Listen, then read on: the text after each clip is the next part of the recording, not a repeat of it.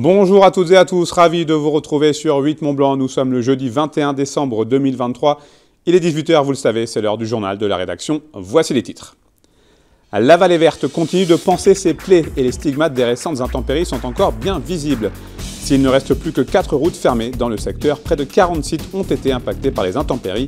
Martial Sadier, le président du département de la Haute-Savoie, s'est rendu sur place ce mercredi.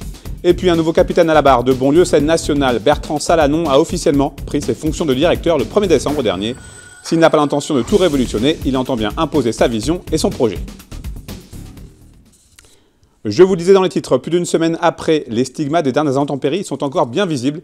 Aujourd'hui, au moins 4 routes sont toujours fermées en Haute-Savoie et une quarantaine de sites a été touchée par les pluies exceptionnelles du 13 décembre dernier.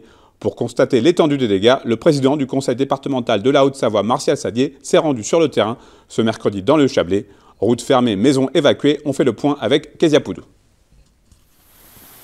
Difficile de croire que sous ces mètres cubes de terre et de roches se cache la RD 40.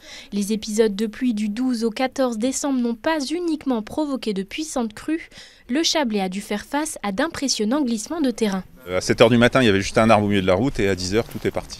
Sur la commune, on a eu 2 glissements de terrain, donc un sur le plateau des Moises, mais un plus important ici à Josse, à Verpoche. Donc un glissement de terrain qui est venu se bloquer sur la maison qui est en aval, et avec une grosse faille à côté de la maison qui est en amont. Donc on a relogé les 2 familles qui habitent dans ces 2 maisons.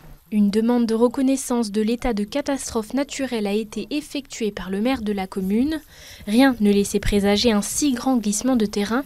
Cependant, les pluies exceptionnelles de ces derniers jours ont saturé les sols. Par endroits, il est tombé l'équivalent de près de 9 mois de pluie en seulement 2 mois. 100 jours de pluie, grosso modo 15 octobre, 15 décembre, de la pluie tous les jours. Je pense que les Hauts-Savoyards s'en sont aperçus. Mais maintenant, ça se traduit dans des chiffres qu'on doit à Chamonix Météo, que je remercie. 500-600 litres d'eau au mètre carré pour les zones qui ont été les moins arrosées, 1000 litres au Grand Bornand, quasiment 1200 litres au mètre carré à Valorcine. Faut mettre en comparaison, Chamonix, sur un siècle, un peu plus d'un siècle, c'est 1281 litres d'eau au mètre carré. Autre route fermée dans la vallée verte, la RD 50 sur la commune de Boëge. La chaussée s'est effondrée sur près de 2 mètres de hauteur et ce sur une trentaine de mètres le 13 décembre. Débutés ce mardi, les travaux de rétablissement d'urgence devraient prendre fin vendredi et ce ne sont pas les seuls chantiers amorcés sur les routes haut-savoyardes. On a le bio, où il y a 6 semaines de travaux assez conséquents avant de réouvrir, et puis le reposoir, où encore aujourd'hui je suis dans l'incapacité de dire quand est-ce qu'on pourra réouvrir. Et puis on a des routes cabossées, ou des routes fendues, ou des affaissements qu'on a un peu contrôlés rapidement, avec des travaux d'envergure qui devront être faits l'été prochain. Sur la RD 20 à Saxel, la route se fait en alternat car l'eau a provoqué un décrochement de talus, laissant 20 à 30 cm de vide sous le goudron. Politique à présent, au terme d'une année 2023 des plus compliquées à gérer pour le maire d'Annecy, François Astorg a réuni la presse ce jeudi matin. L'occasion pour lui de faire le point sur les grands chantiers de la ville pour cette nouvelle année qui s'avère déjà très chargée. Les précisions avec ce reportage signé Emmanuel Jaude.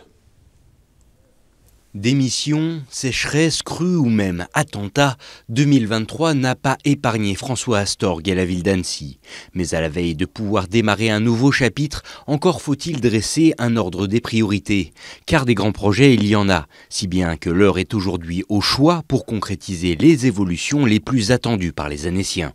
Est-ce qu'on doit prioriser le haras, l'hôtel de ville, la piscine des Marquisas, il y a aussi l'école Carnot, il y a les Pommeries, il y a toutes les végétations de corps d'école. Donc ça a été énormément de choses. Et après, il y a eu aussi la partie financière. Il faut qu'on rentre dans une épure financière pour qu'on puisse endetter la ville, mais pas arriver à des taux d'endettement qu'on serait incapable de rembourser dans les années à venir. Et du coup, tout ça mis bout à bout nous a amené à plusieurs priorités. Donc, l'école Carnot qui va commencer avant l'été, la piscine des Marquisas qui va commencer aussi avant l'été, le haras qui a déjà commencé et qui va vraiment rentrer en pleine phase opérationnelle, et effectivement l'hôtel de ville qui va être décalé dans le temps. Avec l'élaboration d'un plan canicule plus poussé et la mise en service d'un tout nouveau site internet, c'est aussi et surtout l'inauguration du tout nouveau plan de circulation qui va véritablement changer le quotidien de bon nombre d'usagers des routes annéciennes qui devront désormais éviter certains quartiers. J'ai envoyé un courrier il y a quelques jours qui annonce en fait la piétonisation qu'il va y avoir sur le quartier du Lac et qui participe à la fois à l'apaisement de la ville tel que je viens de le dire, mais qui répond aussi à la qualité de vie des habitants. Ce travail a été fait à la fois en concertation avec les habitants, des entreprises ont été voir les commerçants, les habitants pour prendre leur avis et ce chantier est lancé à partir du 15 janvier avec les premiers travaux. Un travail qui va de pair avec une volonté de renaturalisation des espaces de la ville et dont le chantier débutera dès ce début d'année pour certaines canalisations avant d'aborder la création des nouveaux espaces publics de février à mars prochain. On reste à Annecy où l'ère Salvador Garcia est définitivement terminée à Bonlieu scène nationale. Depuis le 1er décembre, Bertrand Salanon a officiellement pris ses fonctions de directeur de BSN. Ce mardi, celui qui officiait jusqu'alors au Théâtre National de Strasbourg a rencontré les médias pour présenter son projet et ses idées. Nous y étions, reportage. Bertrand Salanon est un homme passionné d'art et de culture, mais aussi un homme de défi. Car oui, succéder à Salvador Garcia n'est pas une mince affaire. Mais à première vue, le costume de directeur de Bonlieu scène nationale semble parfaitement taillé pour lui. Ce mardi matin, 19 jours après sa prise de fonction officielle, celui qui arrive du Théâtre National de Strasbourg a pu rencontrer la presse pour exposer ses idées. Là où je vais élargir ou prolonger, c'est aller plus loin dans l'accompagnement des artistes, avec des artistes associés dont je souhaite qu'ils soient le plus présents possible. Je les ai choisis pour leur capacité à partager et démocratiser leurs gestes. Donc ces 3 artistes associés, c'est Maud Blondel, une chorégraphe, Gwenelle Morin, un metteur en scène, et Making Waves, donc on va dire un duo radiophonique. Mon souhait, c'était de peut-être un peu plus éditorialiser nos actions dans un territoire qui se recompose ou faire un territoire durable, donc c'est-à-dire se saisir des questions sociétales, des questions de transition écologique en particulier. Voilà. Il n'y aura donc pas de révolution, mais plutôt une consolidation des actions mises en place jusqu'à présent, en insistant sur le lien étroit qui existe entre le théâtre et son public. Bertrand Salanon entend néanmoins imprimer sa patte. Il a d'ores et déjà annoncé la création d'un nouveau festival articulé autour des 4 saisons à partir de la saison 2025-2026. Ça sera un moment où on réfléchit autrement les usages du théâtre. Donc avec d'une part des propositions qui se déploieront toute la journée, voire la nuit, des propositions qui se déploieront dans les espaces habituels, c'est-à-dire sur les scènes du théâtre, mais aussi dans des espaces plus inhabituels.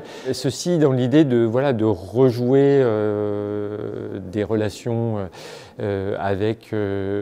entre le public et les artistes. Après les 26 ans estampillés Salvador Garcia, BSN ouvre donc une nouvelle page de sa riche histoire avec un regard neuf. Il faut qu'il apprenne aussi le territoire et notre manière de travailler. Et c'est comment on arrive à faire de son point de départ le projet qu'il a imaginé pour Bonlieu comme un point de départ et comment on le concrétise vraiment avec les forces vives du théâtre. Côté programmation, que les amateurs se rassurent, Annecy Paysage a séduit le nouveau directeur des lieux. L'événement pourrait même être agrandi. En ce qui concerne le festival Annecy Cinéma Italien, Bertrand Salanon, en revanche, s'est montré moins optimiste après une édition 2023 annulée, faute de budget. Un mot de sport avant de se quitter. La Coupe du Monde de biathlon fera son grand retour l'année prochaine pour la 6e fois de son histoire. Absente du calendrier de la compétition cette saison, le site haut-savoyard accueillera les meilleurs biathlètes de la planète du 19 au 22 décembre 2024. Au programme des réjouissances sur le stade Sylvie Bécart, 2 sprints, 2 poursuites et enfin 2 mass start. C'est la fin de cette édition. Merci à vous pour votre fidélité à l'information sur 8 Mont Blanc. Merci à toute l'équipe pour son aide. Vous le savez, désormais, c'est place à la météo préparée et présentée par Thierry Paulme. On se quitte avec des images rafraîchissantes et vivifiantes de neige tombée ces derniers jours du côté d'Arèche-Beaufort. Profitez bien des pistes pendant les vacances, mais avec prudence. Passez une très belle soirée. Je vous retrouve avec grand plaisir ce vendredi à 18 h pour le dernier journal de cette année 2023 sur 8 Mont Blanc.